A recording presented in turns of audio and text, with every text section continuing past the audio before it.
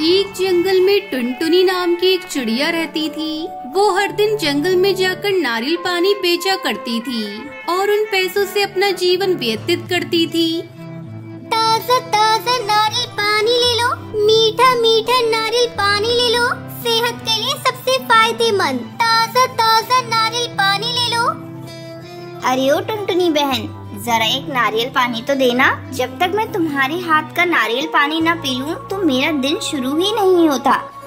हाँ टुनटुनी बहन, टूनी बहन सही कह रही है। तुम्हारा नारियल पानी बहुत ही मीठा और ताज़ा होता है, इसलिए तो हम रोज यहाँ नारियल पानी पीने आते हैं। तब तक आप लोग हमारे इस वीडियो को लाइक और अगर आपने हमारे चैनल को सब्सक्राइब नहीं किया है तो जल्दी से सब्सक्राइब कर लें और कमेंट सेक्शन में जरूर बताएं कि आपको हमारी ये कहानी कैसी लगी। हाँ बंटी भैया, अभी देती हूँ आपको ताज़ा मीठा नारियल पानी, जिसे पीकर आपका दिल खुश हो जाएगा। ऐसे ही जंगल के पक्षी रोजाना टुनटुनी का नारियल पानी पीते थे। कुछ दिनों बाद नदी किनारे उसने एक दुकान खोली। सुबह शाम वहाँ टहलने वाले पक्षी उससे नारियल खरीदा करते थे, जिसकी वजह से उसकी दुकान पर बहुत भीड़ हुआ करती थी।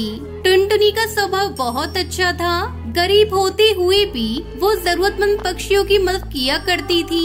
एक दिन वहाँ कालू कौवा आता है, जो खिलौने बेचा करता था। कालू कौवा काफी भूखा और थका हुआ लग रहा था।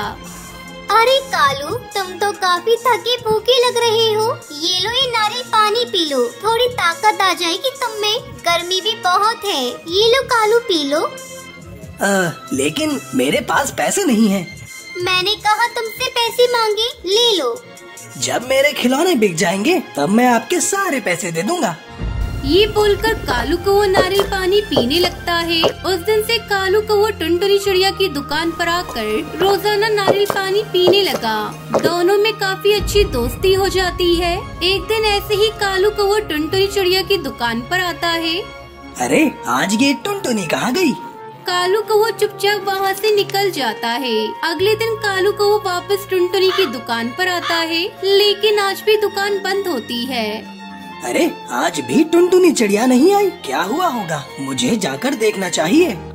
कालू कौवा पक्षियों से पता पूछते पूछते टुनटुनी के घर आ जाता है। कालू कौवा देखता है कि टुनटुनी चिड़िया चादर ओढ़कर सोई हुई है। टुनटुनी, क्या हुआ आपको? आप बहुत कमजोर दिख रही हो। 2-3 दिनों से आपकी दुकान बंद थी, इसलिए मैं देखने के लिए आ गया। कालू, मेरी तबीयत बहुत खराब है। 2-3 दिन से मुझे बुखार हो रहा है, बहुत कमजोरी महसूस हो रही है। टुनटुनी, क्या तुम घर में अकेली रहती हो? तुम्हारी देखभाल करने के लिए कोई नहीं है? नहीं, मैं अनाथ चिड़िया हूँ। मेरा कोई नहीं इस दुनिया में। मैं अकेली रहती हूँ इस घर में। घबराओ मत टुनटुनी, मैं अभी डॉक्टर को ले आता हूँ। कालू तेजी से उड़ता हुआ घर के बाहर जाता है। घर के बाहर निकलते ही उसे कुछ याद आता है कि कालू अचानक रुक जाता है। वहाँ पास ही नारियल का बड़ा सा पेड़ होता है। अरे मेरे पास तो पैसे ही नहीं है, मैं डॉक्टर को क्या दूंगा? अब मैं कैसे टुनटुनी चिड़िया की मदद कर सकता हूँ? कालू ये बात सोचकर बहुत नाराज हो जाता है। तभी अचानक वो पेड़ बोलता है, घबराओ मत कालू कौवे, मैं तुम्हारी मदद करूँगा। अरे बोलने वाला पेड़, क्या तुम मेरी मदद करोगे? जी हाँ, क्यों नहीं, बोलो तुम्हें क्या चाहिए? हे जादुई पेड़, मुझे कुछ नहीं चाहिए, सिर्फ मेरी टुनटुनी चिड़िया को ठीक कर दो। वो बहुत बीमार है और मेरे पास डॉक्टर को देने के लिए भी पैसे नहीं है। मैं तुम्हारी कोई भी एक इच्छा पूरी कर सकता हूँ। मतलब या तो मैं तुम्हें बहुत सारे पैसे दे सकता हूँ या फिर तुम्हारी दोस्त को ठीक कर सकता हूँ। बोलो तुम्हें क्या चाहिए? मेरी दोस्त टुनटुनी को ठीक कर दो बस।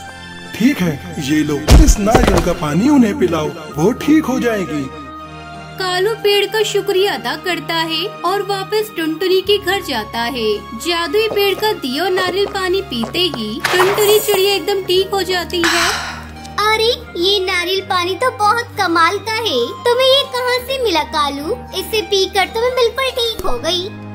कालू कौवा उसकी खिड़की से टुनटुनी चिड़िया को नारियल का वो पेड़ दिखाता है, जिसे देखकर टुनटुनी बहुत खुश होती है। इस तरह कालू कौवे ने दोस्ती का फर्ज निभाते हुए अपनी दोस्त टुनटुनी चिड़िया की जान बचा ली और वो दोनों खुशी खुशी रहने लगे।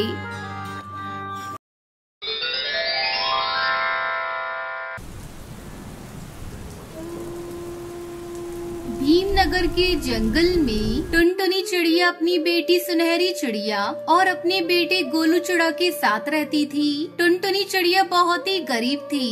बहुत मुश्किल से मेहनत मजदूरी करके वो पैसे कमाती थी और अपने दोनों बच्चों को पालती थी। बारिश का मौसम आने वाला था। जंगल के सभी पक्षी अपने अपने घोंसले की मरम्मत कर रहे थे। मम्मा देखो ना, जंगल के सभी पक्षी अपने अपने घोंसले की मरम्मत कर रहे हैं। अपना भी तो घोंसला कई जगह से टूट गया है। क्या तुम अपने घोंसले की मरम्मत नहीं करोगी? तू तो देख रही है बिटिया, कितनी मुश्किल से मैं पैसे कमाती हूँ। मैं कैसे अपनी घर की मरम्मत करूँ? घर की मरम्मत करने में काफी पैसे खर्च हो जाएंगे। तभी उसका बेटा गोलू चिड़ा वहाँ से जाने लगता है। अरे गोलू, तू कहाँ जा रहा है? देख रहा है काले काले बादल आकाश में घिरे हुए हैं। कहीं बारिश होने लगी तो तू रास्ते में ही फंस जाएगा। तब तक आप लोग कमेंट में बताएं 500 - 300 कितने होते हैं। मम्मा तुम मेरी चिंता मत करो, मुझे कुछ नहीं होगा। मैं जल्दी ही घर चला आऊंगा। अभी मैं अपने दोस्तों के साथ जा रहा हूँ खेलने के लिए। सुबह से घर में बैठा हूँ, बोर हो रहा हूँ। मम्मा मैं तो कहती हूँ तुम बड़ी माँ से कुछ पैसे उधार मांग कर ले आओ। हम लोग उसी से अपने घर की मरम्मत करा लेंगे। तू ठीक कह रही है सुनहरी बेटा। मैं आज तेरी बड़ी माँ के घर जाकर कुछ पैसे उधार मांगूंगी। देखती हूँ अगर मिल जाते हैं तो बहुत अच्छा होगा। अगले दिन टुनटुनी चिड़िया अपनी बड़ी जेठानी के घर जाती है। जेठानी जी, मुझे थोड़ा कर्ज चाहिए क्योंकि मुझे अपना घर ठीक करना है। बारिश शुरू होने वाली है। कई सालों से मैंने अपनी घर की मरम्मत नहीं की है। कई जगह से मेरा घर टूट चुका है। अगर बारिश होने लगी तो पानी टपकने लगेगा। मैं अपने बच्चों के साथ कैसे रहूंगी?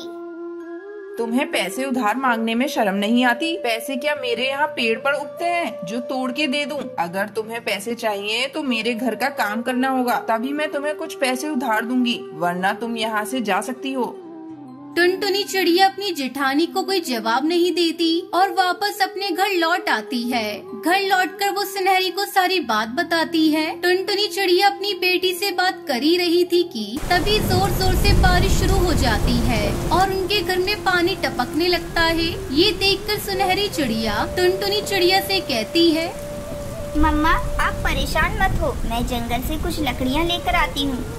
इतना कहकर सुनहरी चिड़िया जंगल की तरफ निकल जाती है। रास्ते में बहुत तेज बारिश हो रही थी।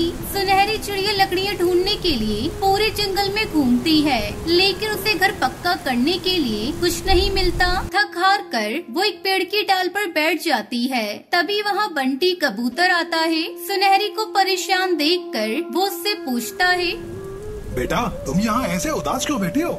अंकल जी, हमारा घर टूट गया है और बारिश की वजह से उसमें पानी आने लगा है। अब मैं क्या करूं? मेरी माँ भी बहुत परेशान है। बेटा मैं पास के ही जंगल में रहता हूँ और तरबूज बेचकर अपने घर का गुजारा करता हूँ। मेरे पास तरबूज के बहुत सारे छिलके हैं। उसके छिलके बहुत मजबूत हैं। तुम चाहो तो उससे अपना घर बना सकते हो। ये सुनकर सुनहरी चिड़िया बहुत खुश होती है और बंटी कबूतर से तरबूज लेकर अपनी माँ के पास जाती है। माँ ये देखो मैं क्या लेकर आई हूँ। हम अब तरबूज का घर बनाएंगे और उसमें आराम से रहेंगे। बेटा तूने तो बहुत अच्छा काम किया। चल अब मिलकर अपना घर बनाते हैं। फिर दोनों माँ बेटी तरबूज से अपना घर बनाती है और उसमें रहने लगती है। सभी पक्षी उनके घर की तारीफ करने लगते हैं। एक दिन हरी काकी टुनटुनी चिड़िया के घर आती है। अरे टुनटुनी, तू भी हमारे लिए ऐसे तरबूज का घर बना दे। इसमें जितने पैसे लगेंगे तुम उससे ले लेना।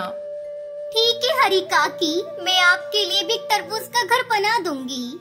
अब सुनहरी चिड़िया बंटी कबूतर से तरबूज के छिलके ले आती है और टुनटुनी चिड़िया तरबूज का घर बनाती। सुनहरी बेटा तूने बहुत अच्छा काम किया। तूने घर भी बना दिया और अब इसी घर से हमारे घर का खर्चा भी होने लगा। तू बहुत ही समझदार है बेटा। उस दिन से टुनटुनी चिड़िया और सुनहरी चिड़िया तरबूज का घर बनाकर बेचती है और खुशी खुशी रहने लगती है।